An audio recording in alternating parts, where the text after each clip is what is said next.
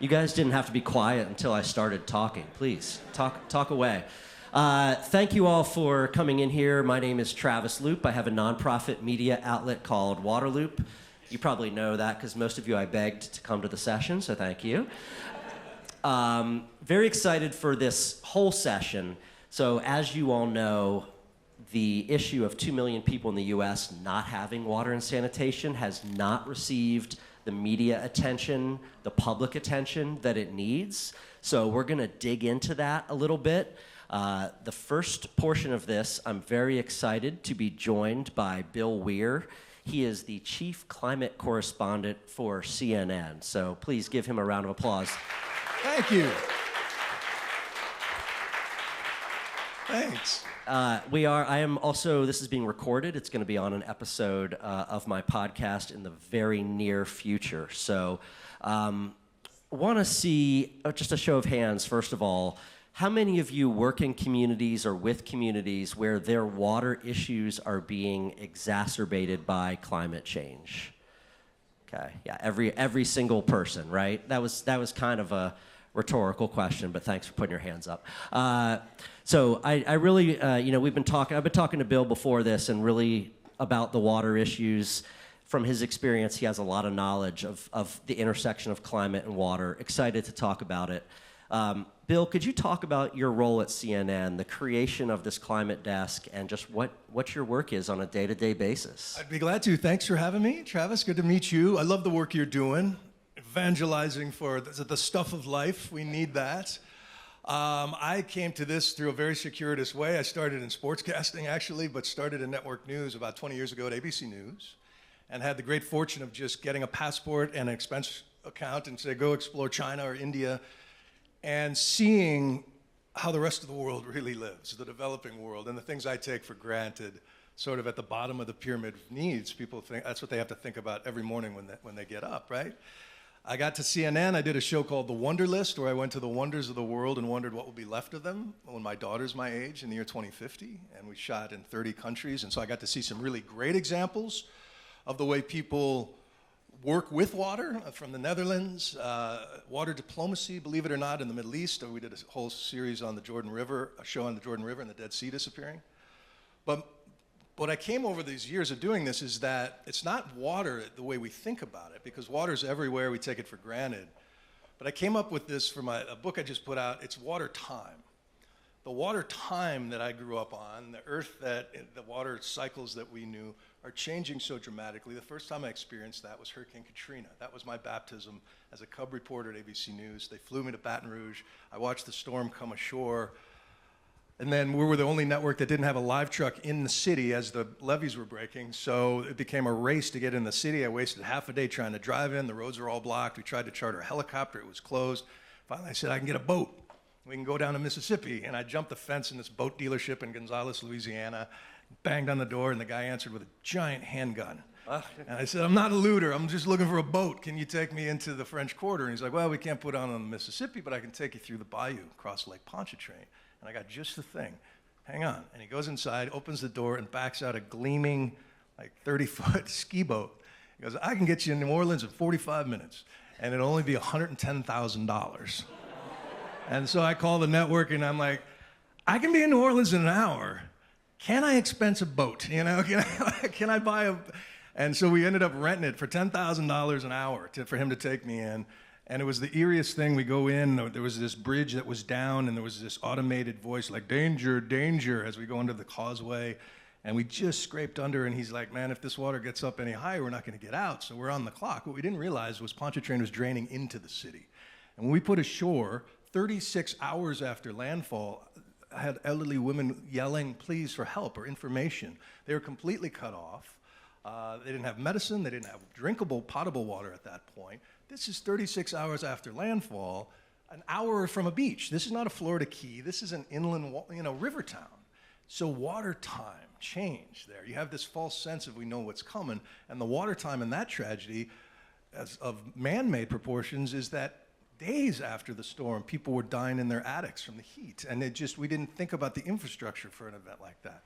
Then I start covering more storms through the years. I was in Puerto Rico for Hurricane Maria. and visited people drinking out of pipes, that they had rigged up, coming out of creeks up in the mountains.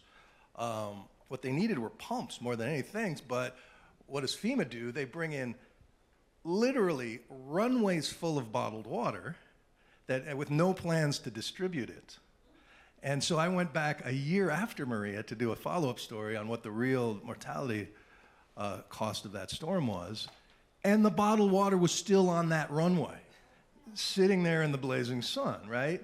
So our capacity for imagining the worst that can happen, we lack that. We lack the capacity to think about better solutions that don't involve runways full of bottled water, not to mention the 1.3 billion bottles of water that are sold every day around the world.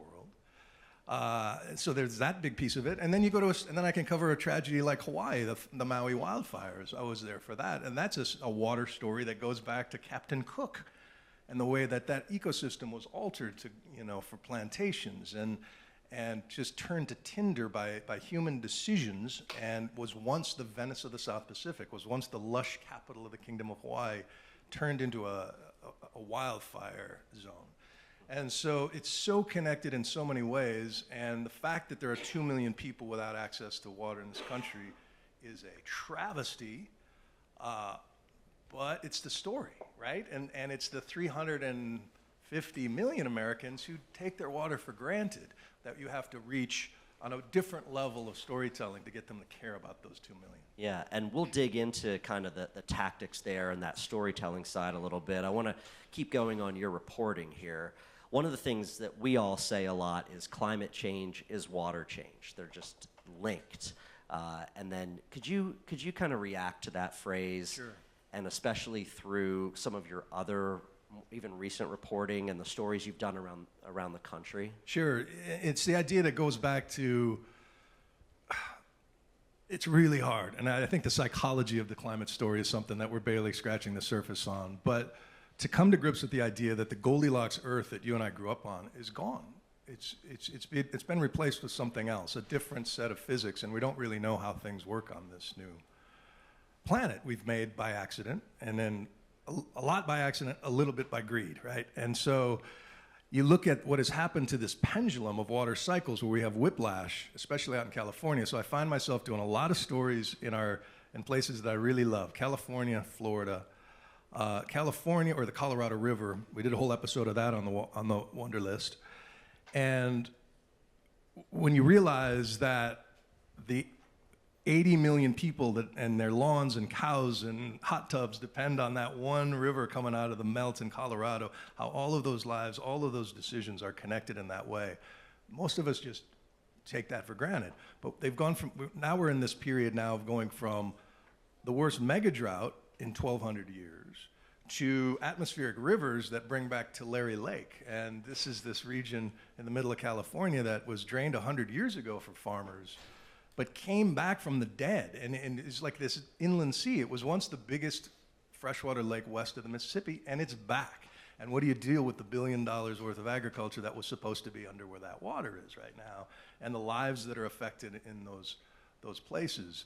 There's the encroaching water stories I've done from Ile de Jean-Charles, Louisiana, where they've lost 95% of their land to subsidence and sea level rise. They won a $50 million grant to move inland 50 miles to high ground. Most people don't want to leave. They don't want to leave their house until the waves are really lapping at the door. They don't trust the government for obvious reasons. They see it as a land grab, and there's just a sense of place. And so the idea of managed retreat is just not in the American vocabulary. Tough sell. It's a tough sell to leave everything you know.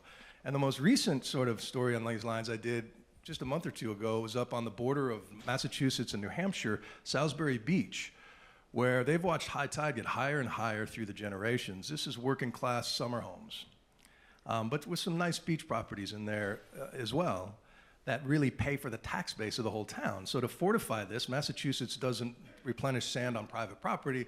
100 neighbors go in, they spend $600,000 on 15,000 tons of sand. They think it's going to last 5 years is what typically happens. It washed away one night in a single storm. And so I go there to talk to the folks about what they think of this, and the real estate agent who organized the sand purchase says, I'm not really a climate change guy. I don't buy that stuff. They told us that this would be gone, in the 80s, and we're still here. And I'm like, well, is it going to cost $1 million a year in sand to keep it here? He's like, hey, that's what it takes. But so the psychology of this gentleman versus his neighbor who says, I used to not believe in that global warming stuff, but now if you just play it out, we're not here in a generation. The way people are cycling through that will change the way that particular town adapts. Maybe the denialists will stay longer and fight harder, and maybe you need some of that, to keep a community together. Some can afford it, some can't. And this is just one of 30 beachside towns in this one state that has to think about 1.5 feet of sea level rise and what that does to drinking water infrastructure and tax bases and all of that. So all of this is coming. It's sort of like aging. We can do it well or we can do it poorly, but it's coming. And the challenge in storytelling is to get us through all of the emotion that is inherent in just those physical facts. Well, this is really kind of, I guess, putting you on the spot to ask about these 2 million people in the U.S. And from your perspective, any idea why this would not be getting more media attention or be in the public awareness to a greater degree? Because those are mostly powerless communities, historically. Whether it's the Pipes and Flint, and there's a bunch of, as probably everybody here knows, there are little Flints everywhere in terms of, lead pipes and that have to be taken care of. The Navajo Nation is a crime in so many ways. And so these are typically voiceless folks who just don't have the representation or the juice behind them to get it done. In Hawaii, it's what happened around Lahaina is the Native Hawaiians are struggling with that right now, and their argument is if we live in harmony with the water systems that kept our ancestors alive, everybody profits, everybody benefits from that. So I think it comes down to that, and also the fact that globally, 1 in 3 human beings do not have access to a clean sip of water. That's cold comfort to a kid on the Navajo Nation or a mom, somewhere in a place without any infrastructure. But the need is so great around this space, and so much good can be done. Yeah, so let's shift to tactics. You've got a long career in media, including in kind of local news and all these pieces. What would your advice be, and we'll keep going into this, for how these organizations and this space should be approaching media outlets and trying to get attention? Okay. Well, I'm going to give you just a 2-minute storytelling seminar. We love it. Okay. Take more than 2 minutes if you want to. Yeah. And the best visual aid for this, if you think about it later and you go on, I show this to students when I talk about scripting and stuff. And I learned this before I got into news. I learned this when I was telling you about my year in Hollywood. And I spent a year writing screenplays and really immersing myself in trying to understand the power of stories and what works and what separates, the Star Warses and the Iliads from everything else. And so I brought what I learned in that place back to my journalism. But the best illustration I have of it is there's the movie Up, the Pixar movie Up, about the cranky old guy in the balloon house. There's a montage in there which is the story of Carl and Ellie and how their life story of this beautiful couple. And it's about 4 minutes long, and there's not a word of dialogue in it, and it will leave you sobbing in the end. And it is a masterclass in storytelling because it shows you that for a story to be effective, you want to know what happens next. And everything, as many rides on the roller coaster as you can take somebody on, they lean in more. Something great happens, well, then something bad should follow that, and then you take them all the way to where, at the end, this couple started young and innocent and in love, and the arc of that story is it ends up with Carl, spoiler alert, old and alone. So, but that is the poignancy of that. You've taken you on a human life through that sort of thing. And so those rules can be applied to any story, whether it's a well-told joke or something where you take people on a ride, you start in a different place. And so the pitches that resonate to me, I'll give you an example. It's not a water story, but I just did this story. shot it. I was doing a chapter in my book on shelter, and found the story of a woman named Annette Rubin, who was an NFL wife. She was a bartender in Seattle. Huge dude walks into the bar. They fall in love. He's a Seattle Seahawk. She marries into the NFL. They travel around. He retires. She moves to the Gulf Coast of Florida. Has a baby. 4 weeks later, Hurricane Michael, her first hurricane she's experienced, comes right for their house. And she's Googling, what are the building materials in my county? Luckily, Hurricane Michael shifts. They're spared, but it shook her so much that she went down this rabbit hole of like, what houses did survive? What are they made of? How do I build a disaster-proof home? Talking to her neighbors who just, this is nothing to them. They went to bed, you know? And she's like, I can't get over just the frog in the pot mentality. So I had to do something to spare other moms this fear. In the end, a year later, no experience in construction or anything, she imports an Italian technology built by an engineer who was looking to build earthquake-proof construction with indigenous material. And she's imported this to Florida and is now building hurricane-proof homes that can withstand 250-mile-an-hour winds, beautifully insulated so that much less energy use. Anyway, it's an inspiring story of somebody who just went on this journey and in the end came out in a completely different place than she started. And the water stories I've done on this space recently were, we did one a couple months ago where I just saw a bunch of news coming out of MIT on these laboratory partners out of Asia coming up with desalination kits and having new breakthroughs and lowering the price of desalinated water. And something about that struck me, the fact that one team was from China, another from Korea. They had a different sense of water as a need, you know, and so they come up with something about the size of a suitcase that can do 10 gallons a day, you know, at a price they hope to get off the shelf for $100, you know, a product like this, that would be a game changer in the developing world. The biggest unicorn in the clean water space right now is a company called Gradient, started by 2 Indian lab partners at MIT, one of whom carried water in buckets when he was a kid, so had a different sense of this.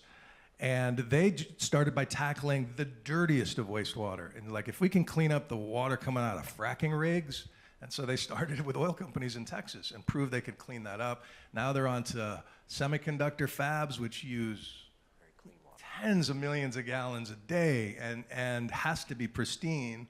But they're trying to get to a place with a suite of different systems that a factory like that could recycle 99% of their water and maybe even give water back to nature. And so that's an amazing story. And in the hands of the right screenwriter, that could be an Oppenheimer of like clean water, you know, with a happy ending, right? And it's a matter of what we value, how to remind people what the stakes are. The hard part is connecting somebody's plight on the Navajo Nation with me in Brooklyn. You know, like if I'm never going to go there, so I'm trying to connect them to the moral responsibility and the empathy for these folks, and shouldn't we in this country be able to take care of them? But that's only one note, and there's so many other ways at it. But it seems like in the stories that you're sharing, it's not all doom and gloom. No. It seems like there are elements of that. That's what they've overcome or they've had to take on. But it's come to some solution or some progress or, hey, this is a path forward. Exactly. So how much of that should be part of the pitches that these organizations go to media outlets and the public with? Like, not just the sky is falling, but also... Oh, yeah. No, you got to take... And that's it. So I learned my own lesson doing stories on CNN. You do a 3-minute piece, and sometimes the story is the story. This morning I was live that April was now the 11th month in a row to set the hottest month, ever record. There's no satisfying season finale to that story. It is. And so, but what I've learned is the stories that do say, okay, here's something, let me remind you of why we love this thing, why it's important to us. You sort of yank the existential rug out from under it. Here's what's happening to it. But, as Mr. Rogers said, when his mom told him that when he saw something scary on TV, look for the helpers. There's always helpers. Once you look for the helpers around these, and whether it is a group, a grassroots community group trying to revive a watershed, or You've done this in Tucson, rain harvesting, you know, you can turn that into a club. I write about this in my book, like the best way to connect out west, especially neighbors around each other and nature, and especially in an arid climate, is to make check dam clubs where you go out and try to rearrange rocks and dirt to catch water, keep it on your land. It brings back grasses, brings back wildlife. All it demands is a little sweat and some camaraderie, you know, a cold beer for the neighbors, you know, and plugs you into conversations about the natural cycles. And so those kinds of stories, you know, you interviewed the guy from Tucson who they would on the weekends cut the curbs illegally so rainwater wasn't pouring down the sewer pipe and was actually going into people's yards and creating living sponges. I love that story. And it worked so well that the city then had to come do it for real. Yeah, absolutely. And then to build on this, you have published a book, and I love the book here. The title is Life as We Know It, parentheses, Can Be. Yeah. Right? Could you talk about that and how that builds on this idea of storytelling and solutions and optimism, and how those things are valuable in getting information out? For sure, yeah. So this started, I became a new old dad at the height of the pandemic. My daughter, who is now 20 years old, she was 16 at the time. And much to my amazement, my new partner and I, you know, she very much wanted to be a mom, didn't think she could, but a little boy named River came into our lives. Great name. Thank you. Thank you. And I'm holding this little squiggling bundle and looking out at a world on lockdown, you know, with a COVID death ticker in the screen. And then I would spend that summer covering the George Floyd protests. And I'd been covering climate for a couple years, so it seemed like I had just brought this kid into such darkness. But I realized he's going to live to see the 22nd century. And so much happened in the first couple years of his life. Imagine what is going to happen. And so where should he live? And so the book started with an apology to him. Sorry about the way we broke your sea and sky. But also I've been looking for helpers and ideas and from the basic fundamentals. And it's based around Maslow's hierarchy of needs. So I just started at the bottom, like where should you live, temperature-wise? What kind of shelter will this generation have to think about? What will water look like? What will our food supply look like? And just working my way up through the love and esteem needs, which in the end I argue that I've seen it from the happiest, healthiest communities around the world, from the blue zones in Greece to Vanuatu in the South Pacific. These people are really connected with each other and their ecology and nature around them. There's a level of trust there that comes over time, but they're connected to their place. And we can have that, whether we're in Iowa or Brooklyn or wherever we happen to be. And if we connect with each other around, it doesn't have to be a conversation where the words climate change are even uttered, because that's so loaded politically. It can be a conversation about, isn't it amazing how New York Harbor was an open sewer 50 years ago, and we just had a humpback whale next to Times Square because thanks to the Clean Water Act. It could be conversations around hiking trails, fishing holes, sources of water, your public utility, and getting plugged into that. One of my favorite examples of storytelling is the Northwest Ohio Sewage District, has this amazing Twitter following. I follow them because they're really funny, and they engage with the community around the bottom of the pyramid in just a very human and connected way, so you don't feel like just a customer or just a pipe in a big labyrinth of infrastructure. It's community, and that community matters, especially when the storms hit. Yeah, I'm going to open it up to audience questions in just 1 second, but super tactic level, how should folks build relationships with and approach editors, producers, reporters, just from a very tactical way? Like, how do you do that? You know, I could show you. I get maybe 5,000 emails a day or something. I mean, you know, just obviously there's blasts and all in that, and so, but I found the woman I just told you about, you know, Annette Rubin and her company through a press release, an email, you know, and the people who. And a lot of times you're just scanning through, and I won't use that idea for a year, so don't give up. But I think use as many different crayons in the emotional toolbox, right?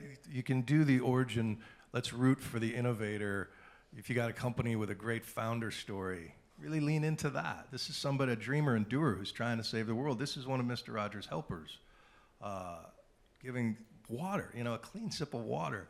What could be more noble? What is more of a good Samaritan move than that?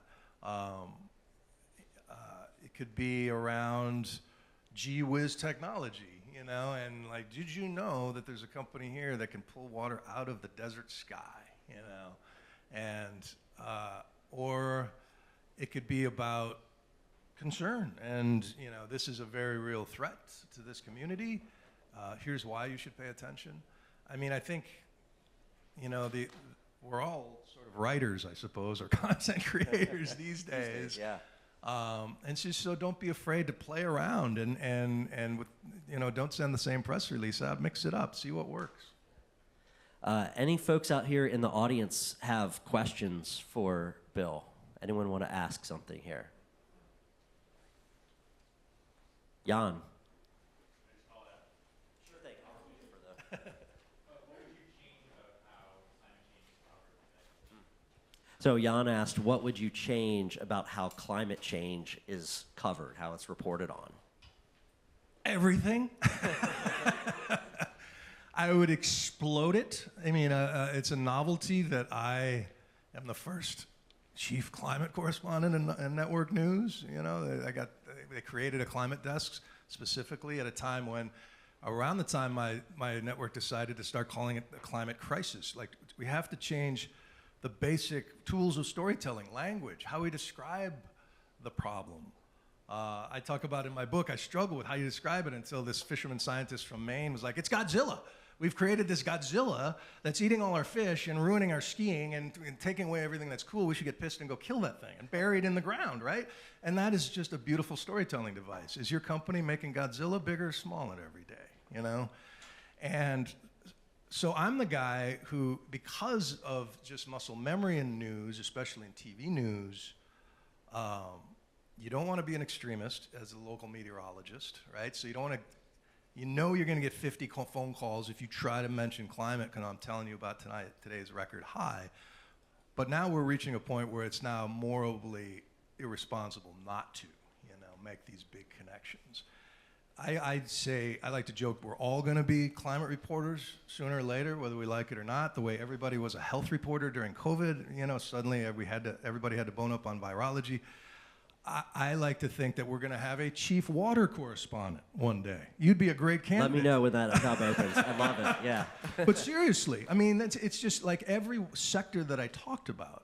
I'm doing a special, about for Sunday Night Show, the whole story about Adaptation Nation and how these changes are already forcing changes in construction and zoning and insurance and food supply. And there's just so much there. We could have a chief climate construction correspondent. We could have a chief air correspondent. And it seems silly, but it's an indicator of how we take these precious things for granted based on the stories we tell ourselves. Another good example I'll tell you is, the story I grew up on is I have to spend, if I want to show somebody how much I love them, I need to spend 3 months' salary on a diamond. Because diamonds are rare and special and diamonds are forever. No. There are gigatons of diamonds. You know what's the rarest material in the galaxy? Wood, a tree. This is the only planet with trees.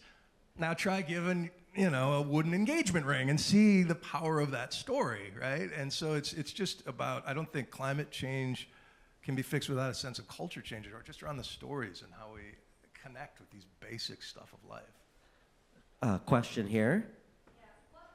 I would just add that she is a storyteller about toilets. She has an organization called Flush. Beautiful. So, yes. I do talk about toilets quite a lot. My question is, what boundaries do you have when it comes to your storytelling around climate? Like, do you have any words or angles that you think are just, not going to be where you're going to try to land, or the kinds of stories that you just think are not worth sharing or would actually do harm in your sharing about climate? Well, there's danger we live in the sort of the golden age of greenwashing, and it's easy to get lathered up about a cool new carbon capture idea or fusion energy thing, which I don't have the capacity to vet, without a lot of help. Thankfully, I've got great backstops at CNN. We have rights and standards and fact checkers, and we actually backed away. We were about to do a story about a carbon capturing concrete that somebody was very famous was selling in the Caribbean, and too many red flags, so we backed away from that sort of thing. We don't really have any I'm trying to think of an example of something like that. I really don't discount anything about that. Some stories are a tougher lift than others to get greenlit because the person you're pitching to may not see it through and see that, it may sound stupid or just too dense, but I take that on as a challenge as a storyteller, and I should be able to make a rock interesting, and which I just did. I did a story about a thermal battery company, which is hot rocks in a box, and it got huge numbers on CNN.com. So people they're craving a sense of agency in what is happening. They want to know what's happening, but they very much want solutions these days, and at least to know that people are working on them. I love that flag about greenwashing. I mean, that is something in the water space too, right? Where organizations, whatever, might be overselling what's happening or whatever it might be. So, or maybe their parts in the right place and they just don't have, the tech that they think they do. Sure.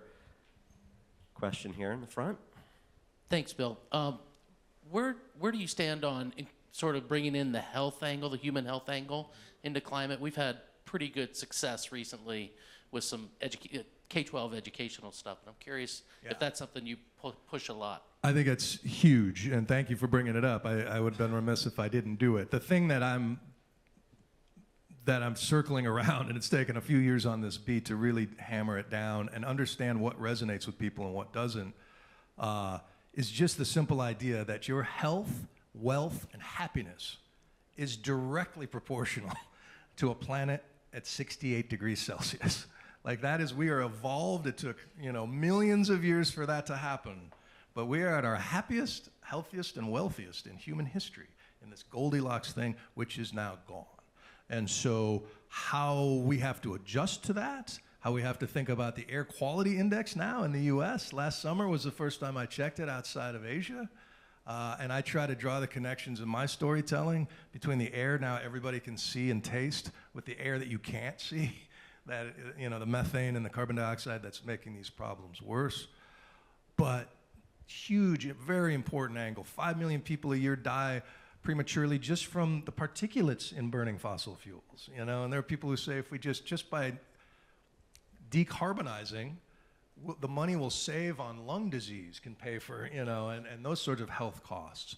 There are studies about that are just coming out of China that looked at worker productivity inside air-conditioned factories drops as the temperature goes up because most of those people don't have air conditioning at home, and they're coming home, they're coming to work the next day, and it's down. I met a woman from an NGO who has a company that micro loans for women who work with metal tools, gloves, just because holding these tools, the heat is so bad. And this is not just a developing world thing. These are fights for water breaks and shade breaks in Texas and Florida, agriculture workers. It's a big deal. This is going to change the way, I think, places like Phoenix, construction will have to move overnight at a certain point. Last year they had 30 days over 110 degrees. You just have to adapt to that. And the example I use in my book is, and it's a fun little bit of trivia, did you know that the camel is from Canada?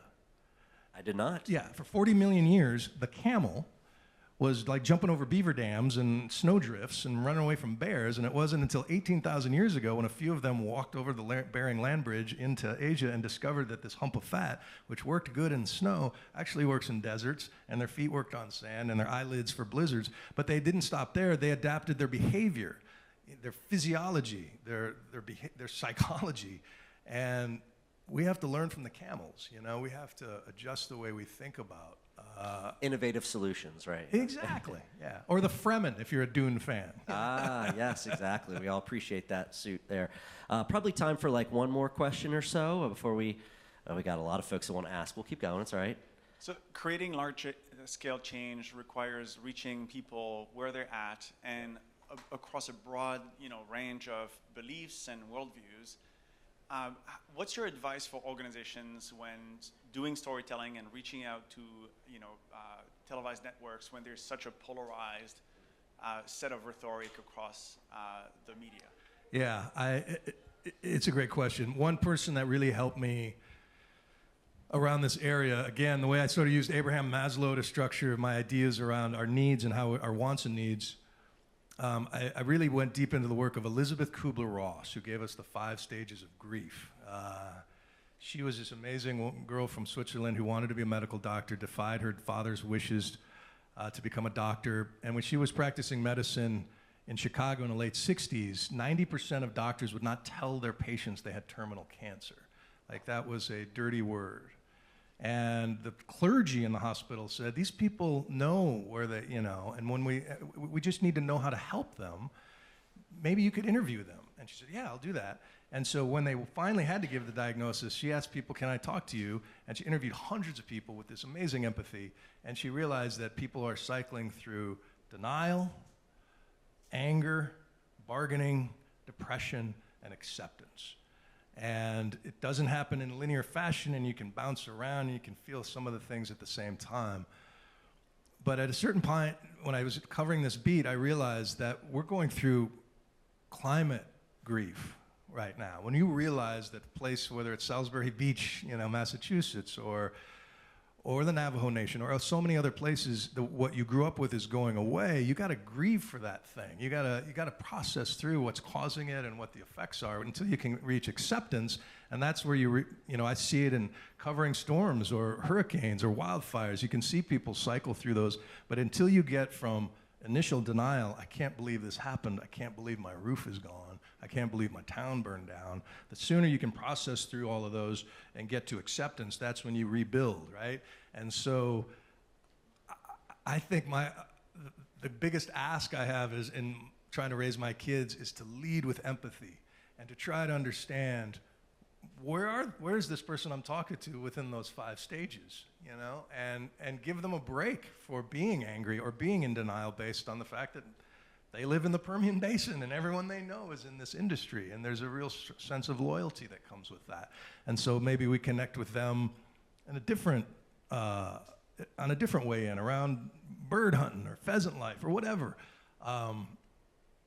It's leading with, and it's really hard in a charged political season to lean across the fence, especially with somebody who doesn't vote the way you do, and say, so what's your story?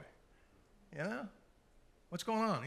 Just to understand each other more and open up whatever those shared connections may be, whether it's around our water utility or our landscapes. Yeah, absolutely. I know there were several hands. Let's see if we can just fit in real quick. If people wanted to ask, I think. Yep. Hi, good afternoon. Hi. I use my voice for my community of Navajo and for my people. What is the most impactful work that you've done working on Navajo? We did at ABC News a big special, but I'll be honest, I haven't done anything at CNN, and I should. We have people here that can help you. Absolutely should.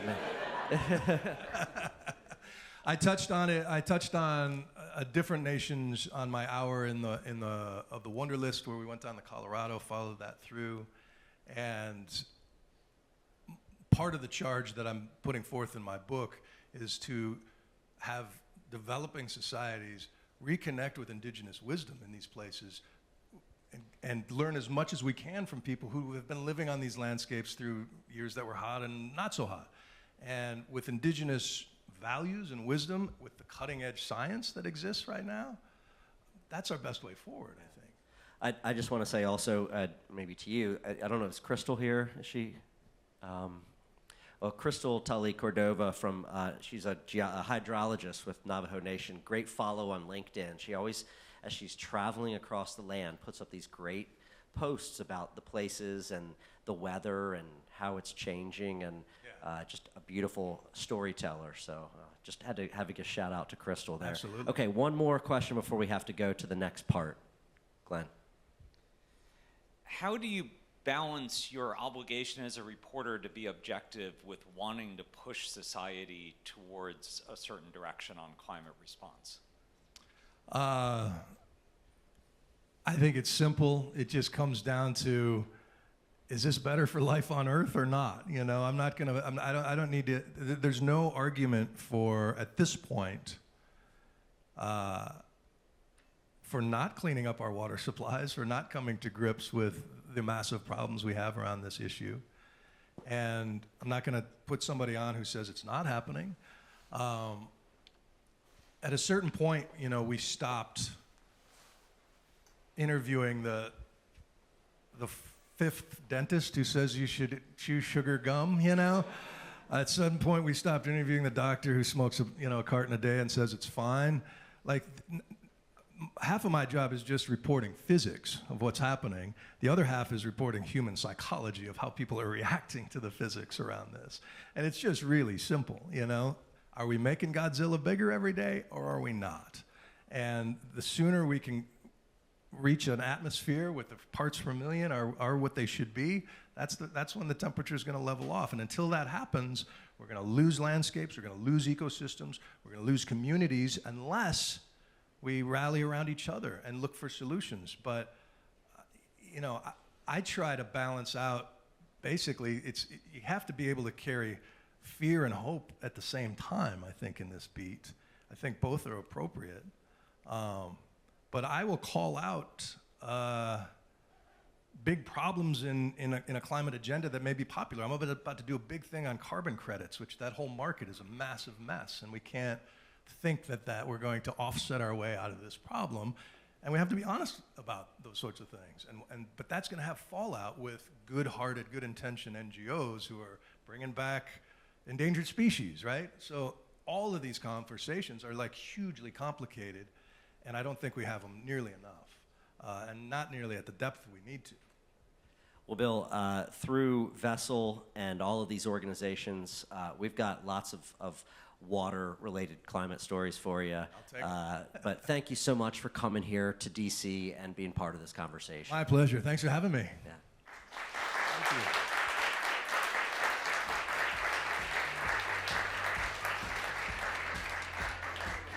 Change, Alyssa and Hope want to jump up here with us.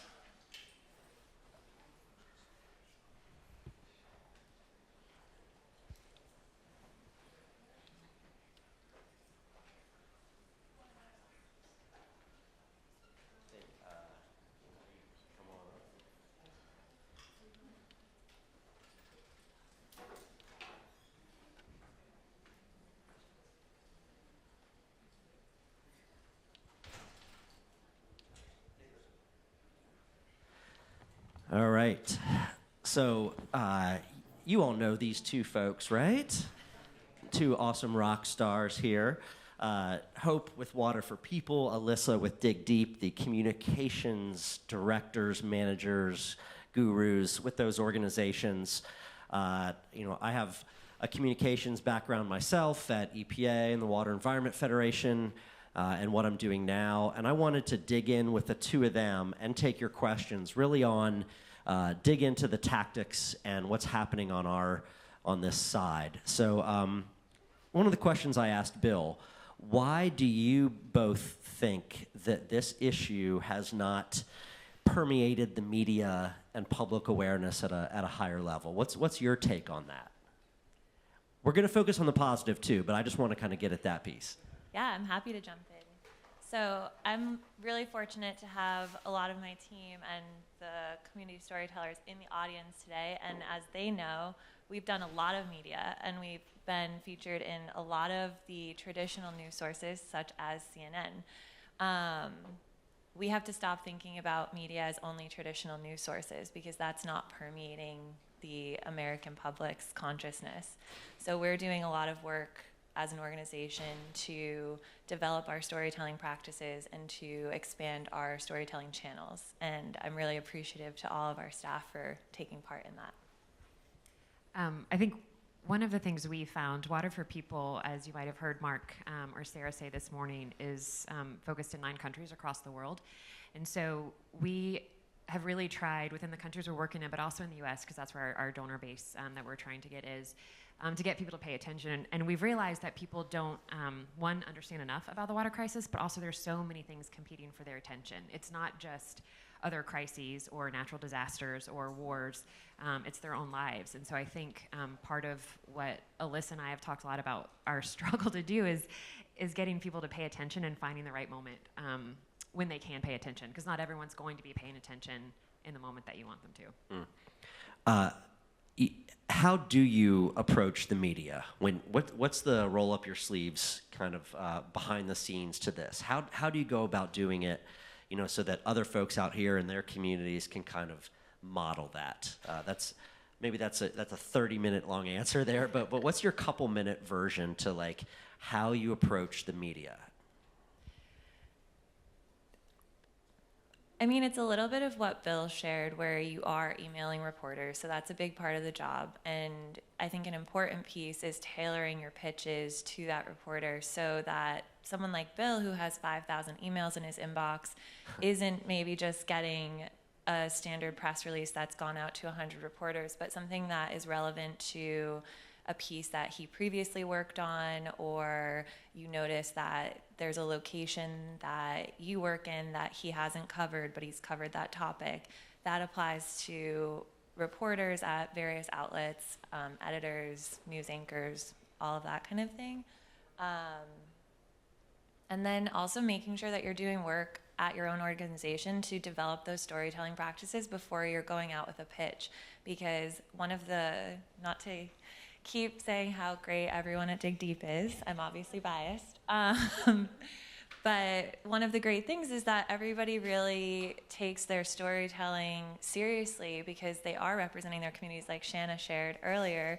And when I send out a pitch to talk to a reporter about the Navajo Nation, I'm not the one that's talking about the Navajo Nation. Shanna is sharing her story and the work that she's doing. I'm just facilitating that, giving the tools, the trainings, and then getting out of the way so that she can use her voice. And I see us also as dot connectors. Water for People has a lot of different kinds of programs across water, sanitation, hygiene happening in very different countries and communities. And so I think getting your house in order to know who is best equipped in your organization to kind of give you the details you need, because it is hard for one person to keep up with every single piece of work at the level that a reporter is going to ask for, because they're going to want more to the story. They're going to want the data or the specific science, but they're also going to want the human element. And so making sure that the relationships are in place for that. I think tenacity is really important too, that again, you have to bide your time. Like Alyssa was sharing a story earlier about, an example, and it's her story, so I won't share it. But I've had a similar one where you email a reporter 4 months ago and you don't hear from them, but you keep telling them the same story because you know it's something that they're writing about and their audience cares about. And so you just don't give up. And I think I have an MFA in fiction, so I've had a lot of rejection in my life, and I think it really helps to just be able to take rejection because it's not personal. It is just part of the work. Yeah, the story that Hope set you up for. Thanks. The story Hope was referencing was about the decentralized wastewater access innovation cohort that DigDeep was part of. Shout out to DigDeep Labs. And we pitched reporters when there was a roundtable that happened where members of the cohort went and presented to EPA and USDA. When we first pitched those findings and those policy recommendations that came out of that cohort, we were like, this is so cool. Like, we can't wait to tell people about this. And we have different organizations coming together. No reporters cared. Like, we did not get one bite on that story, but we kept at it. And then a few months down the road, when EPA started a pilot program that came out of some of the results of that cohort, reporters came back to us and they're like, actually, we'd love to talk to you. So you heard Bill also reference that he might come back to something in a year. That happens all the time. So we are constantly getting into people's inboxes and just reminding them of the great work that's going on. The one thing I also talk about a lot is like relationships with the media, as much as you can build those, not just when you're trying to make an announcement or pitch a story, but in the downtime or whatever, or off season, if you will, like, figure out who the reporters are, producers, editors, and try to just have coffee with them or lunch with them. Try to go just take them out and show them something like, hey, this isn't a story, but can I just take you on a tour of this watershed? Or, build those relationships so when there is an announcement or is a story, they're 100 times more likely to open your email or answer your call or come check out what you have. Plus, they're much more educated on the issue. So, that can really work at a community level. Not necessarily for reaching out to the New York Times or something, but if you live in a small or mid-sized kind of market, that's legwork that really, really pays off. That's something that we've talked about in the utility space a lot, is form those relationships with the media when you don't need them. They're also then, if something pops up on their radar, they're a lot more likely to pick up the phone and call you if something comes across their desk. Or if it's something controversial, you'll be more trusted to them too. So it pays off in a myriad of ways. Something that you just said, Travis, was that trust with the media. And I think while that's important, a lot of the communities that we all work in have a real distrust of the media. So it goes both ways. And that's something that we work on a lot because there's good reason there. If you're in a community that has lacked water access for decades, then there's a reason why people feel like the media has forgotten about them, why the general public has forgotten about them. And it doesn't mean that people are voiceless. It means that they don't have the resources to get their voice heard. And so that's what we're really trying to do there, is build out those resources. I was gonna, you've segued to my next question very well. So, the other part of this media work is then bringing them to these communities, to these places. And there's lots of sensitivities with that for a variety of reasons. So how do you go about that work? How do you bring outside members of the media into these communities? What's that look like? And how should people go about that?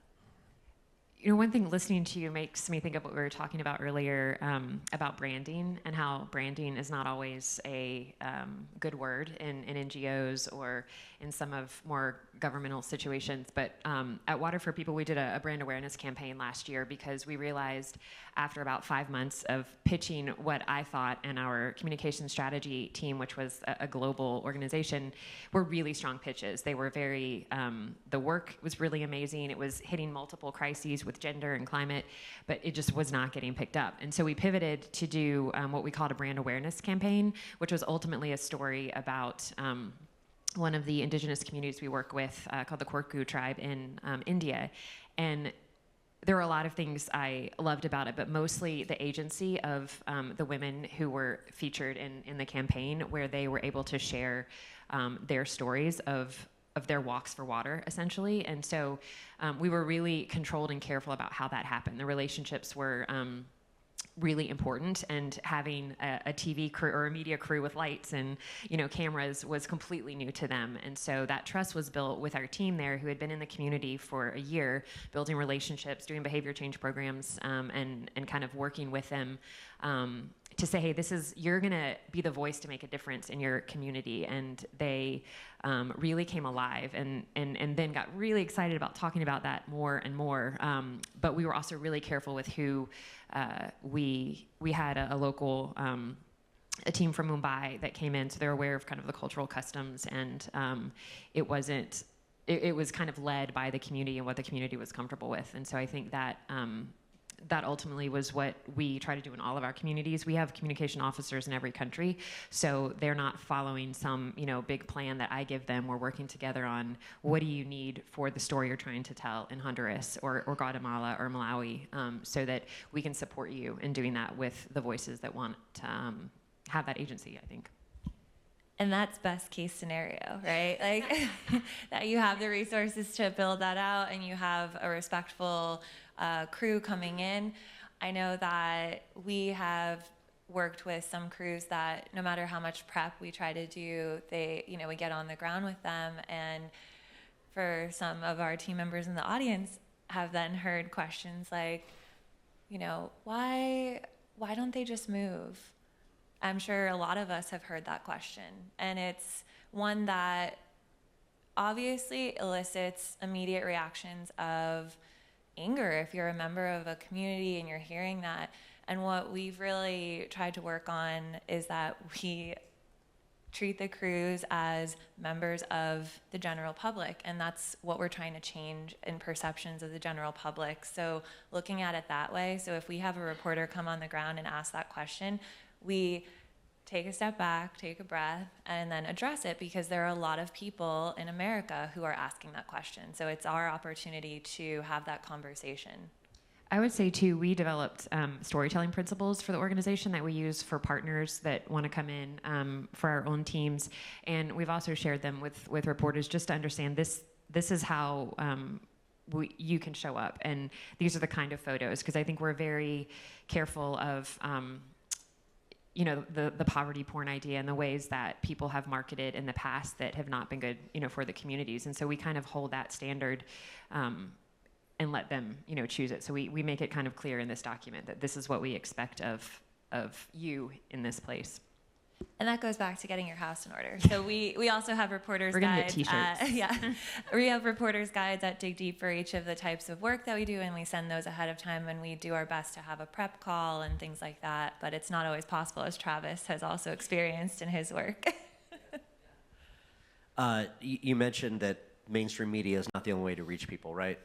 It's 2024. We know the digital social media landscape. So what's your approach on that side, on storytelling, on those mediums where you have that direct connection to audiences? It's expensive. I mean, I think we take that for granted. The algorithms, organic social it's controlled by someone else. Like, you have to pay for the eyeballs. You weren't asking that question, but I think direct access still costs something. But I think the bigger point is that we can own the story if we go there. So I mentioned earlier we're exploring ways to utilize different channels at DigDeep. Obviously, we've had social media for a long time, and we have posting schedules and things like that. But can we do different celebrity advocacy partnerships? Can we work with corporate partners who already have large marketing budgets and tie into that? Because that's separate from what they're trying to do with like a foundational arm. So we're exploring all of those types of opportunities as well. I'm going to keep asking I have a couple questions on my list here, but if people in the audience have questions too, please just raise your hand and we'll blend it all together at this point. So for people that are doing social media or are looking to do it, though, what's the engaging content? What recommendations would you have? What should people put out there about video? Yeah, video is the solid answer. The answer truly is that it shifts over time, right? Right now it is video, and right now it tends to be cell phone first-person video, and that's one of the hardest types of videos for brands, nonprofits, and other organizations to consistently have to put out there. And I think it goes back to just developing those practices and developing that muscle, but a lot of times we're not in a position to invest in that type of content. Well, I'm curious, you guys might push back on this or have a different opinion, but do you, you talked about finding people in your organization that can talk or can provide information, explain things.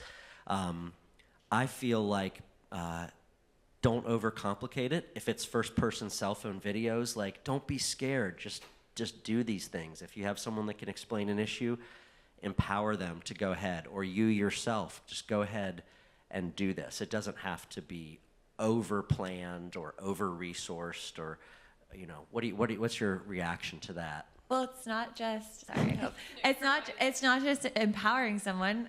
Everyone, on my team is empowered to do that. It's a time commitment. Like, that's asking a lot of them, and that's on, like, something out of their day in addition to the work that they're also doing. So it's figuring out how to balance that.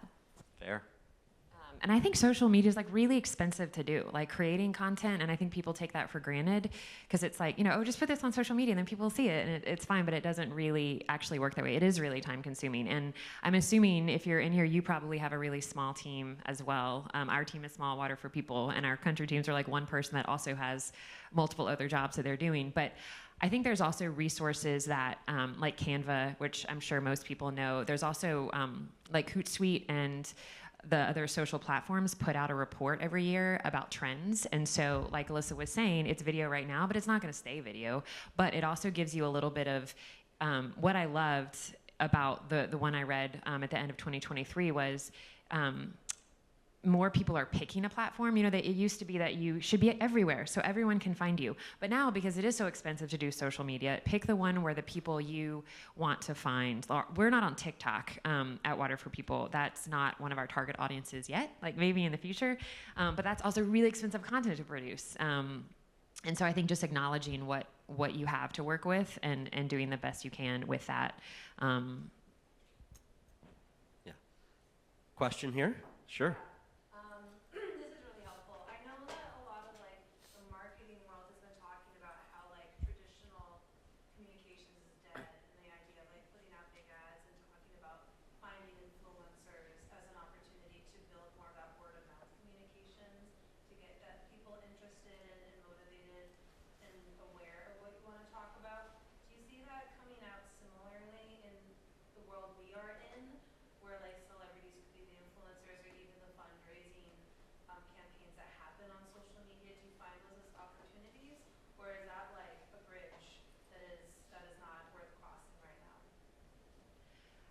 I would say from our side, it's a complicated answer because, if you do social media fundraising, the fundraisers aren't getting emails and they're not tracking anything. It's just like a moment. I mean, I think Charity Water has made it look really easy because that's their focus. But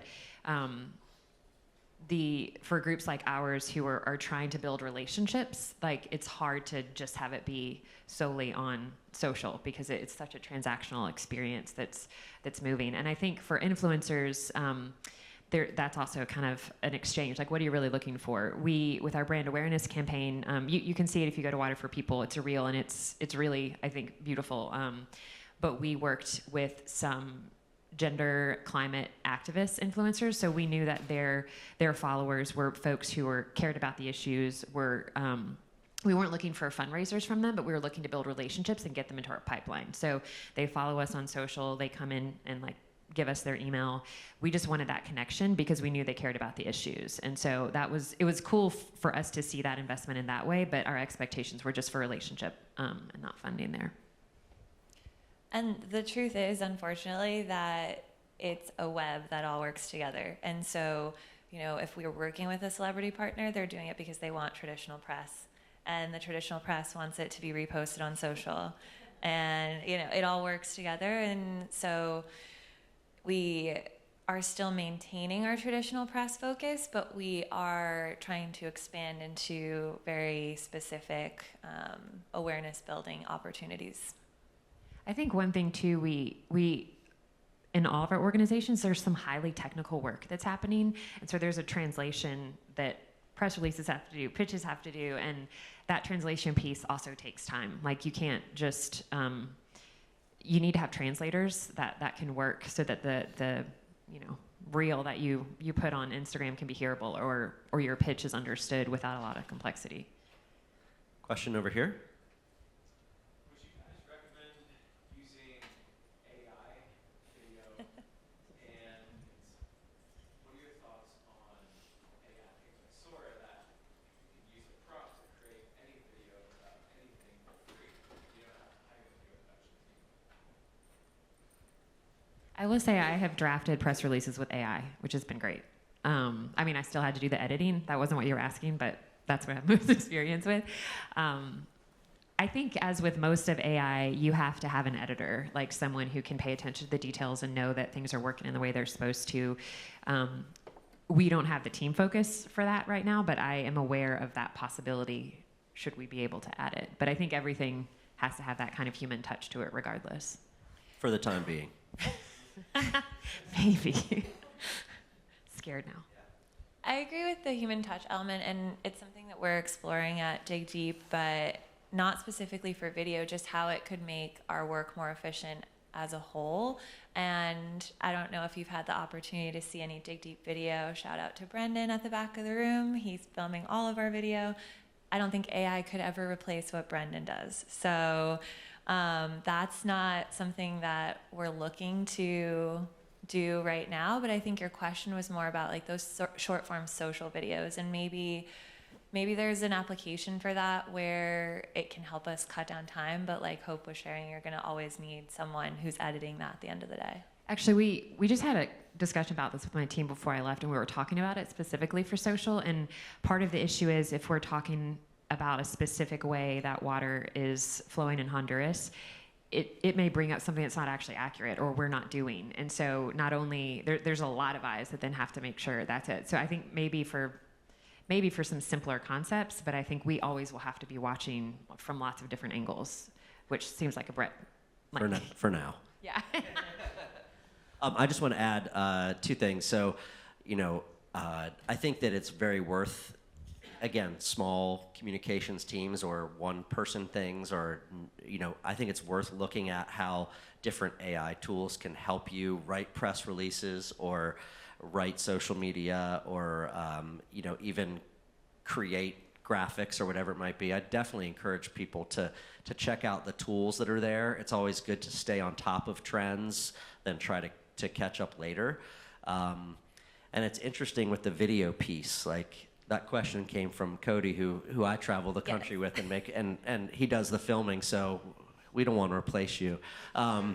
There's also an interesting application to AI where you can, if we're just going to talk about this a little, but you can put a prompt in, something that maybe a topic that you're working on or something you're exploring, and ask it to give you some different perspectives from people of different backgrounds or in different regions. And obviously that's not like reality, and you can't trust that only, but it can give you a starting point to get out of your own head, because I think some of the risk too of having a small team is that you are just charging forward all the time with your perspective, and just stop for a minute and consider some other perspectives. And even if you don't have the time to pull a whole meeting together, you can get some other like thoughts going so that you can have that discussion. It's a great suggestion. I mean, I had a day free in San Francisco, and I said, hey, give me a water tour of San Francisco, 6 innovative things I could do, and make it walkable, and it gave me like an hourly schedule. And so I used that. Then we walked around and created like 6 short little videos, and that was just all from ChatGPT. But we have about like 3 minutes left here before we go to our last section. Glenn? Oh, thank you. So, you've mentioned doing stories in traditional media, doing stories on social media. I feel like it's fairly easy to get a sense of the viewership of those, but how are you actually measuring the impact of those stories? Such a great question. God, it is Mark has it all the time. I mean, we see lifts in our website traffic, in our fundraising when we do big awareness pieces. That's one of the ways. Obviously, with social media, it's a little bit more visible, like the number is right there. But it doesn't always tell the full story. I had somebody come up to me here and tell me that they took a job because of a video that we made last year from that same cohort I was mentioning earlier, but I would have never known that, and that has now impacted another organization that's here at this convening, and that's pretty cool. I was writing someone this week. We do a lot of system strengthening work. Like, that's really tied to the sustainable approach for us, which is really hard to talk about system strengthening, and it's also hard to see the impact. There's a lot of meeting with people in suits, and it doesn't make for good photos. But I think of building connection and awareness is kind of like that too. You can't always see the result immediately, but it happens over time, where you have more website return visitors, or you see someone sharing your post or your video content, or I think one of the ways we saw with our brand awareness came, which again was just to like elevate some gender equity issues and the walk that women do for water and the water crisis. It was not fundraising. We had some anonymous donations that oddly came in during the month we were doing the fundraising campaign, which maybe they were going to happen anyway. You can't know, but I think one thing about our work is it forces us to just always be like looking and wondering and staying open, because it's just really hard to kind of always be able to tell if what you did in this moment affects the next one, but you might see it differently in hindsight. Well, thank you both very much. We're going to move to our last section here. Appreciate the perspective. And great. Going to have up Antoinette Barber, who handles communications for the Association of Metropolitan Water Agencies. I'm going to chime in on this part of the discussion, too. We've got 15 minutes left. And what we're going to talk about, I kind of had this idea. Like I mentioned, I was at the Water Environment Federation. I was at US EPA. And so, you know, we kind of have the utility industry side of water, right? And then we have this emerging wash space.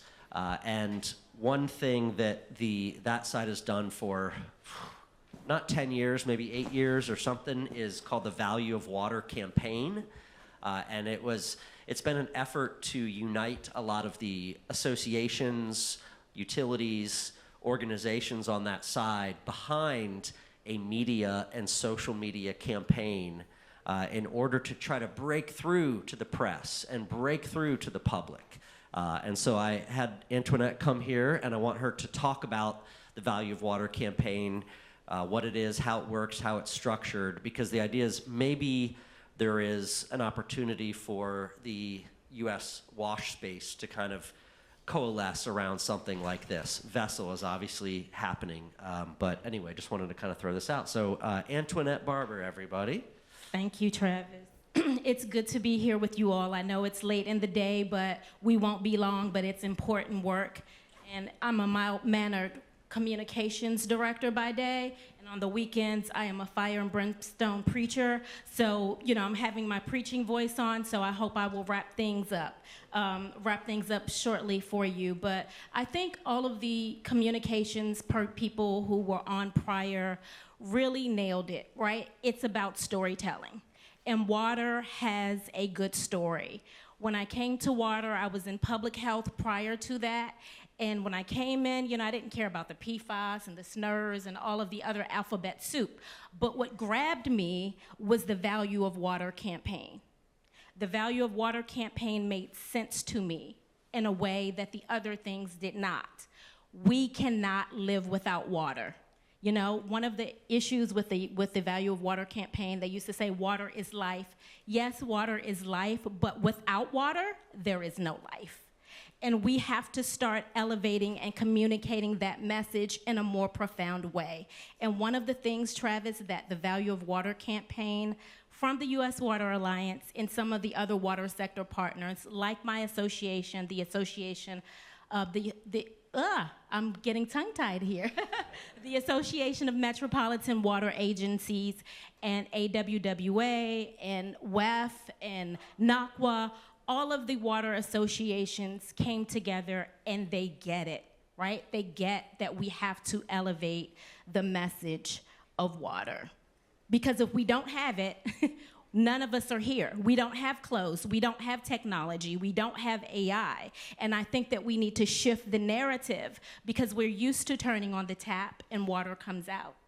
We're used to going to the shower and water comes out. We're used to having this resource, but we know, Travis, that it is at risk. Sure. Yeah, so these associations all came together. They said, we need to have a unified campaign, right? Yes. And with our collective voice, we will be louder. Yes. And so they developed messaging, graphics. Messaging, graphics, went to the press. You know, one of the things that was pivotal even during COVID was that a VAL partner, U.S. Water Alliance member, went to 60 Minutes and gave an interview. I mean, that was huge during COVID because if you don't have water, you don't have life. One of the biggest public health innovations in the last century was proper sanitation and water. One of the most effective campaigns that I've seen was hand hygiene saves lives. So when we're talking about WASH and when we're talking about VAL, it's the simple messaging that you talked about earlier, simple but effective. And on the tactics and collateral, I want to just dig into that more. Sure. So, it was a brand. It was this Value of Water campaign. It's messaging, it's talking points.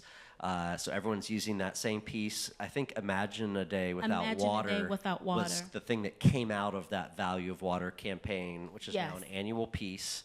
And it led to utilities across the country kind of participating, right? Yes, so it's VOW has three main components, and the purpose of VOW is to elevate the mission of water, right?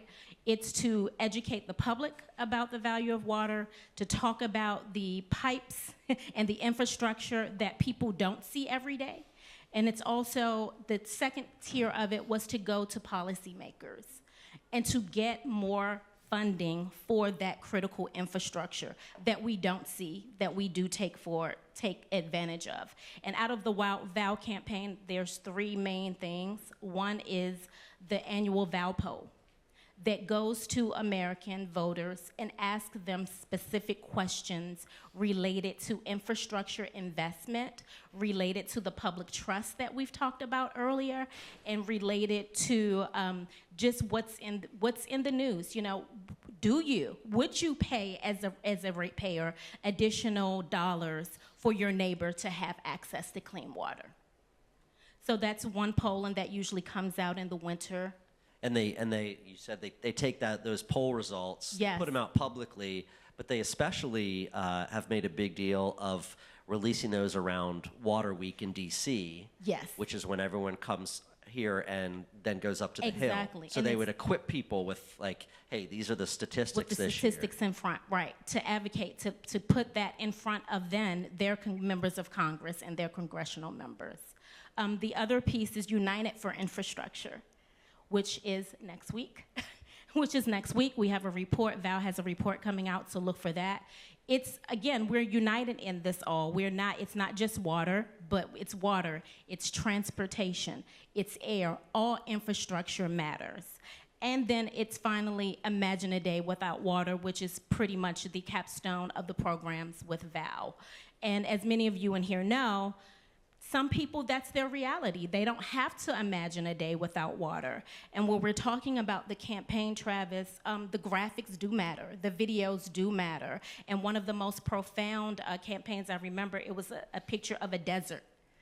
And then there was nothing there. There was no life. No life. And that's going to be the reality if we don't get it together, if we don't get more funding. No, I mean, I was involved in kind of the early days, and that's when everyone was, can we get more money? Can we get more money? Can we get more money? And it seemed like pushing a rock uphill for a long time. Obviously, historic levels of funding have come down. Yeah. I'm really curious what that has done to the Value of Water campaign. Now that, like, maybe the call for big federal dollars isn't the same. How's it evolving? It's still there. We are appreciative of the federal funding that has come through, but it's not nearly enough. I'm going to use a statistic, and I have to look at my notes, but $5.1 trillion is the amount needed to keep water, wastewater, and stormwater systems in a state of good repair. So we are thankful for pushing the ball up the hill and getting those historic levels of investment, but more needs to be done. Yeah.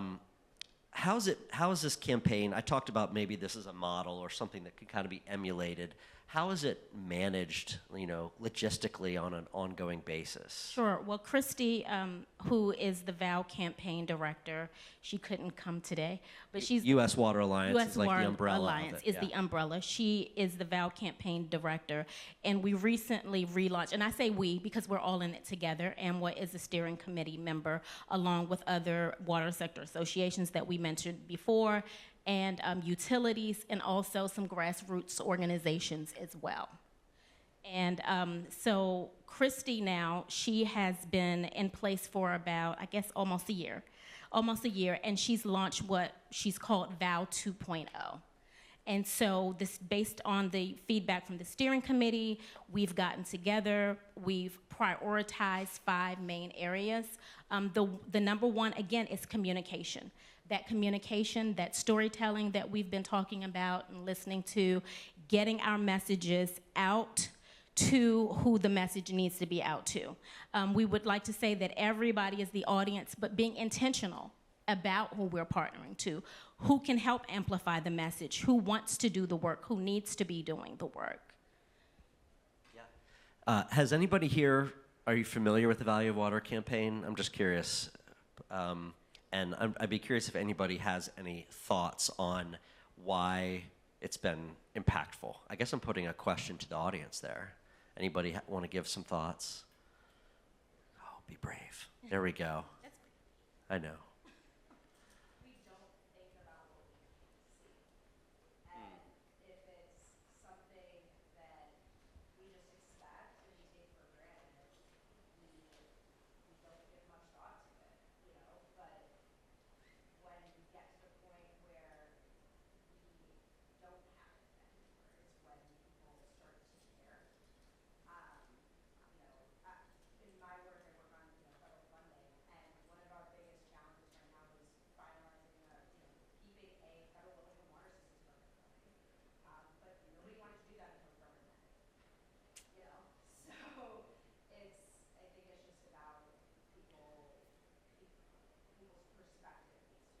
Keeping these issues at the forefront. Yeah, Glenn?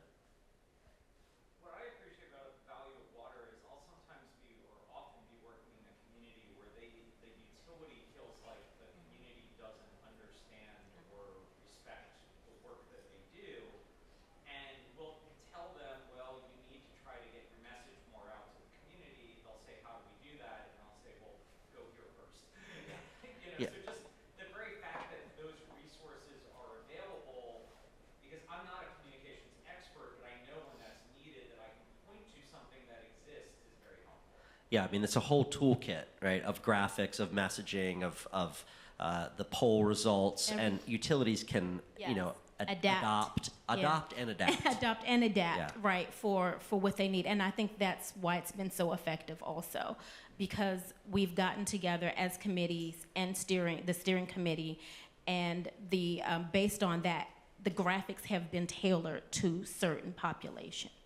So if you're in a utility, you can get certain graphics. If you're, going to talk to Capitol Hill, you get certain graphics. So I think that has been effective too. You kind of hit on this, and I've thought this too. This imagine a day without water, given that there's 2 million people, that don't have to. I've just kind of wondered. I'm like, is that day? Where's the merge between those? Could maybe now this sector say, could you imagine a day without water? Could you? Well, these people don't. Maybe there's a way to, call attention to this side. It is, and I think one of the campaign shifts that we talked about before Christy got here was because when there were ice storms, right, in Texas and Houston, and there was no water, and the water went out. It was a reality, and I think that jolted people in a way. But it's education. First of all, it's awareness, it's education, or let me make it active voice, right? It's awareness, raising awareness, educating, advocating. It's building those grassroots partnerships, those partnerships across the board with people who have a vested interest. And so I think some of the same audiences that Val has are applicable. You already have partnerships.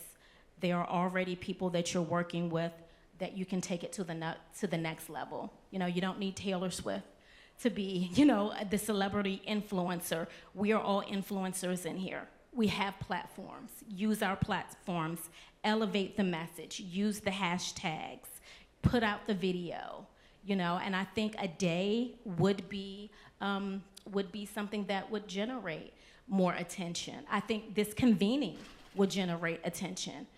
Take it to social media, take it to TikTok. They're taking it to the Hill tomorrow. Take it to the Hill. Take it to the Hill. Yeah. Right. What's the website URL? Do you happen to know that off the top of your head? I was gonna type it in my phone here. I think it is. I'm sorry, I'm not prepared with it. It should just be value. I always go to U.S. Water Alliance. Don't judge me. To get there. Yeah, it's US Water Alliance. Yeah, if you go to uswateralliance.org, But Value of then you Water can is find right Value. there, and you can access the campaign, see all of the poll results, including from this year and past years, access social media toolkits and graphics, see like the coalition that's behind this, and kind of maybe get some ideas. 30 seconds left. Any last questions? Yes. I have kind of a crazy question or idea, but We're all for those. I'm an academic and I get emails and calls all the time from reporters that just want to sound like they want something that day. And I'm like, I can't do that because I think I'll do more harm than good. But from hearing this, if I know I have like 10 or 20 minutes, I've got a great big segment, I'll do that. But I was thinking just listening over the past few days, like it would be great to have a network where I would know like, okay, I got this question, they want to know about oil, water, a reporter in New Orleans. Where do I go into like using the best of data set? Like who are the subject matter experts in New Orleans that I can reach out to or forward that reporter to say, you know what, talk to so-and-so person. Didn't know this or this, but I think just creating that or at the same time where maybe the nonprofit who needs an academic expert that, okay, you did one for me, I'll do one for you, and we start creating these partnerships and communicating. Great idea. I mean, that's a great idea. Is like a way you can, little point them to others that are an expert on a specific place or topic. I think also you said, if you had a soundbite that maybe you felt that was accurate or whatever, for the Value of Water campaign, you have those little tidbits, that are vetted and they're facts but they're great statistics or great little one-sentence things. So, yeah. And it also made me think, just want to plug, there's the Color of Water directory that the Water Hub has published. It's over 100 experts across the country, not the typical white middle-aged men like me, right? But different voices from communities on different issues, and it's searchable.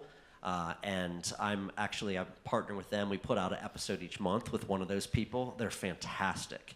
And so I really encourage point the media to these voices that have not been featured just a plug for that. Cool. Time's up. Thanks, everybody.